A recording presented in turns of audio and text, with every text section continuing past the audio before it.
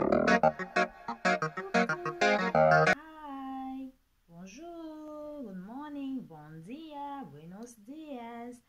Ça dépend dans quel coin du monde vous vous retrouvez. Benjamin Franklin disait, mieux vaut dormir affamé que de se réveiller avec une dette.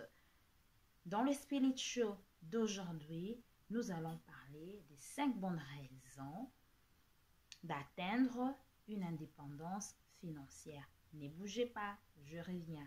À tout à l'heure.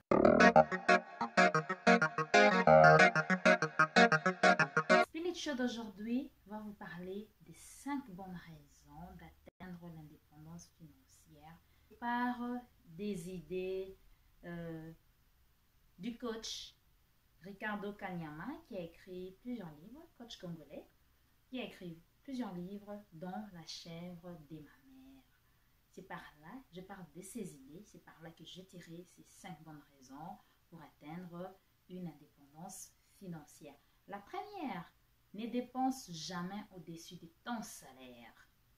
Par exemple, si vous avez un salaire de 500 $, vous ne devriez jamais dépenser tous les 500 $ et puis emprunter et ensuite dépenser encore.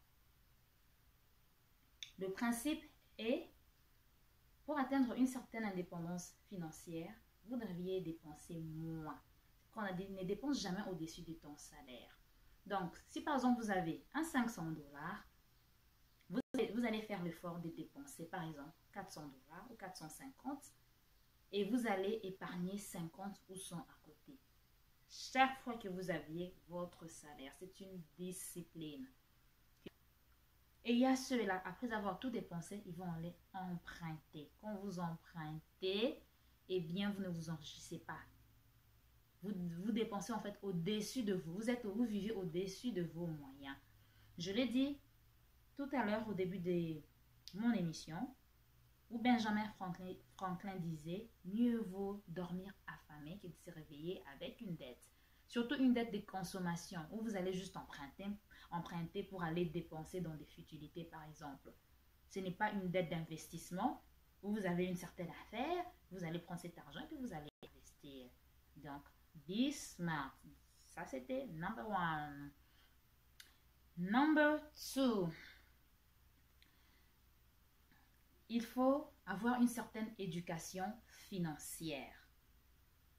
Pourquoi avoir une certaine éducation financière? Parce que quand vous ne maîtrisez pas l'argent, vous ne savez pas l'importance de l'argent, vous ne vous éduquez pas en ce qui concerne l'argent, par exemple, comment produire de l'argent, comment investir, vous n'allez pas avancer.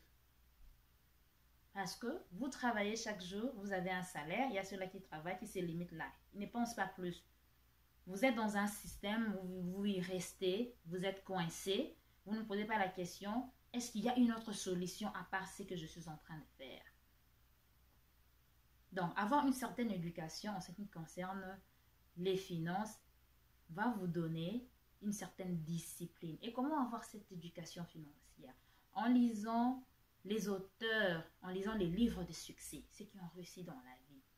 Leur stratégie, qu'est-ce qu'ils ont fait? À partir de cela, vous-même, vous saurez comment faire. Vous allez appliquer leurs techniques, leurs conseils et cela va vous aider à vous en sortir financièrement. Number 3, changer sa manière de penser. Il faut essayer d'enlever les barrières mentales. Parce qu'en fait, selon les idées du coach, nous commençons d'abord, tout vient du mental avant de se manifester physiquement.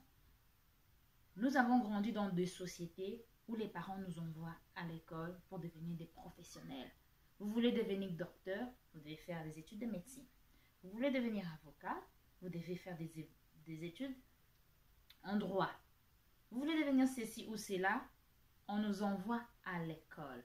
Cela ne veut pas dire spécialement que c'est l'école qui va t'enrichir. Oui, l'école va t'aider à devenir professionnel, mais l'école ne va pas t'aider toujours à t'enrichir. Parce que quand on vit d'un salaire, vous êtes employé de quelqu'un, vous travaillez dans une certaine entreprise, on vous paye un salaire, vous êtes adapté à une certaine routine, eh bien, ça devient votre vie de chaque jour. Donc, si vous n'arrivez pas à penser autrement, vous n'allez pas vous en sortir. La quatrième raison, avoir des objectifs financiers qui vont t'aider à atteindre l'indépendance financière au lieu du contraire. Il faut se poser la question, je suis en 2019, je gagne ceci, et si j'épargnais autant, dans tel mois, par exemple, disons, d'ici décembre, j'aurai combien, par exemple, dans ma banque? Et d'ici 2020, combien j'aurai? Et d'ici 2020, par exemple, au mois de juin, qu'est-ce que je pourrais faire de cet argent? Comment je pourrais l'investir? Voilà des objectifs pareils. Ça aide à atteindre une certaine indépendance financière. Ma dernière raison, c'est d'éviter l'argent facile. Il faut se battre dans la vie. Il faut être prêt à donner le meilleur de soi-même pour atteindre le sommet. Tant qu'on vit encore, il y a de l'espoir. Ceux-là qui sont devenus riches aujourd'hui n'ont pas fait de la magie. Ils se sont battus. Mais ils sont partis des principes. Ils ont appliqué certaines disciplines.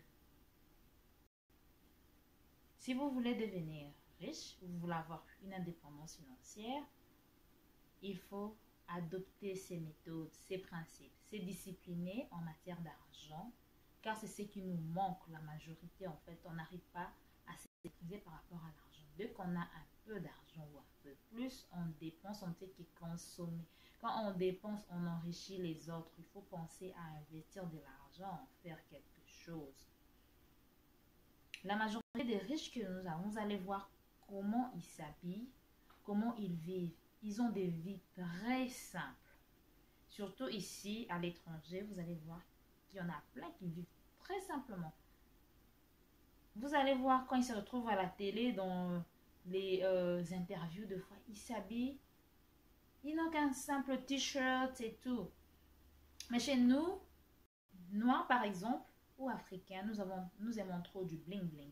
Une fois qu'on a un peu réussi, on veut que tout le monde sache qu'on a vraiment réussi.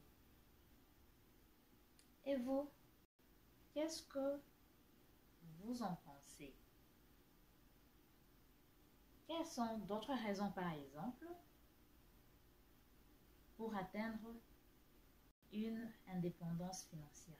Quelles sont des raisons que vous proposerez, par exemple, pour atteindre une indépendance financière? Quelles sont vos idées par rapport à l'argent? Vous pouvez mettre cela dans les commentaires. En attendant, n'oubliez pas de vous abonner. Portez-vous bien. On se retrouve très prochainement avec notre numéro de Spirit Show. See you next time. Bye.